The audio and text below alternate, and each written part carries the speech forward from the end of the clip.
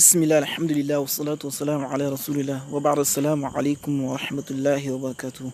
Et bonsoir à tous. Donc, sur cette vidéo, je vais essayer de résumer au maximum, c'est-à-dire de manière brève, toutes les règles, en tout cas relatives qu'on avait vues, relatif à la prononciation du nom quand il porte un soukoun. Donc, j'exige le maximum d'attention de la part des participants et de ceux qui nous suivent. Donc, sachez que ce que je vais expliquer dans un instant, d'accord, si vous les retenez, en tout cas sur le plan théorique, tout ce qui est relatif aux règles de Noun, vous les avez retenues. Je vais dire l'essentiel.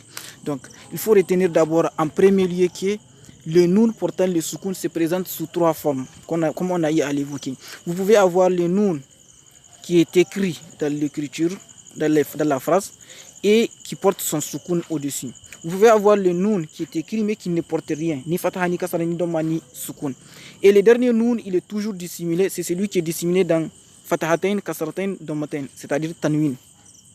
La première chose à retenir, qui est très importante, lorsque vous êtes capable de reconnaître quand il y a un Noun soukouné ou pas, ça c'est la première étape. La deuxième étape, ce qu'il faut savoir, c'est distinguer la lettre qui suit. C'est-à-dire la lettre qui suit le Noun soukouné. Il faut noter que ces lettres qui suivent le Noun soukouné, en fonction de certains groupes, vous allez plus ou moins prononcer le Noun d'une manière différente. Donc, il faut noter que ces différents groupes-là, ces lettres-là vont se répartir en 4 catégories. Donc, la première catégorie, ce sont les lettres de la gorge. Les lettres de la gorge qui sont au nombre de 6. La Hamza, la Ha, la lettre Ha, le grand Ha, la lettre Ha, le petit Ha, avec Aïn, Ghain et Kha. Ces lettres de la gorge-là, quand elles suivent, il faut appliquer la règle qu'on appelle Al-Idhar. Al-Idhar consiste à prononcer les Noun clairement, sans aucune modification dans la prononciation.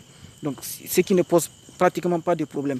Et on a eu à évoquer l'astuce pour les reconnaître. L'astuce pour reconnaître les Idhar sur beaucoup de Corans, c'est qu'ils mettent les soukoun.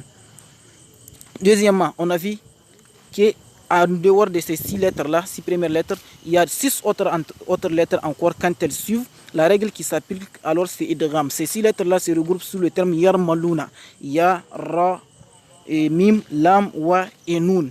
Ces lettres-là, quand elles suivent, on fait ce qu'on appelle idgham, qui veut dire assimilation, qui consiste à prononcer, à dissimuler plutôt. Donc le nun est dissimulé lors de la lecture, mais en appliquant une ghunna pour les lettres ya, mim, nun et wa, et en ne faisant pas de ghunna pour les lettres ra et lam.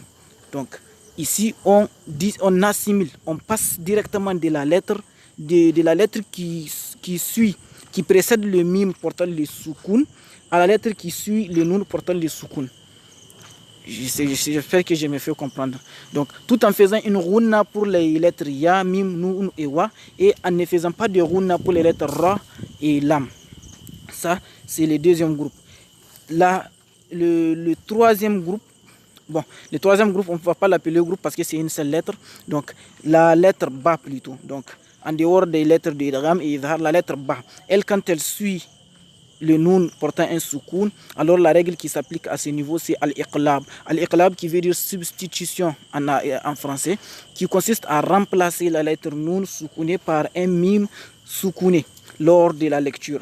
Donc ce qu'il faut faire à ce niveau, nous l'avons vu dans la vidéo, dans le cours d'aujourd'hui, ce qu'il faut faire, c'est de remplacer les noun soukouné par un mim soukouné, faire une ghunna dans laquelle on débute toujours avec une ghunna, tout en ne fermant pas carrément la bouche. On termine avec la lettre ba. Avant de prononcer la lettre ba, on prononce la lettre mim de manière dissimulée, sans qu'on ne l'entende. Donc c'est-à-dire qu'on joint presque la bouche, puis on la ferme pour prononcer la lettre ba et prononcer la lettre ba, tout en faisant une ghunna, il faut le noter. Donc la dernière catégorie de lettres, ce sont toutes les lettres en dehors des lettres de idhar, idgham et iqlab. Pour ces lettres-là, on fait ce qu'on appelle la règle de al-ikhfa, qui veut dire dissimulation, qui consiste à cacher carrément la lettre noun soukouné. On ne l'entend pas dans la lecture. Donc le noun est caché. Il est remplacé par quoi essentiellement?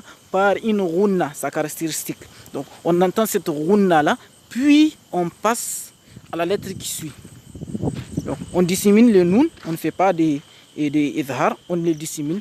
Ensuite, on met une rouna, comme dans l'idgham, puis on passe à la lettre qui va suivre. Ça peut être une chine, une lettre ta, etc., etc.